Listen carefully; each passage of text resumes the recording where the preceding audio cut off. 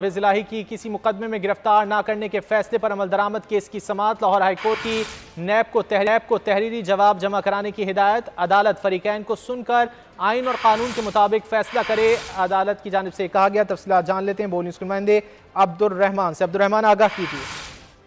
जी बिल्कुल, लाहौर हाईकोर्ट के जस्टिस मिर्जा वकास रऊफ ने साबिक वज़ीर-ए-आला चौधरी परवेज इलाही को किसी भी मुकदमा में गिरफ्तार न करने के सिंगल बेंच के फैसले पर अमल दरामद की दरख्वास्त की समाअत करते हुए नैब को आइंदा समाअत पर तहरीरी जवाब जमा कराने की हिदायत की है। जबकि अदालत ने रिमार्क देते हुए कहा है कि अदालत फ्री कैन का मौक़िफ़ सुनकर आइन और कानून के मुताबिक अपना फैसला सुनाएगी।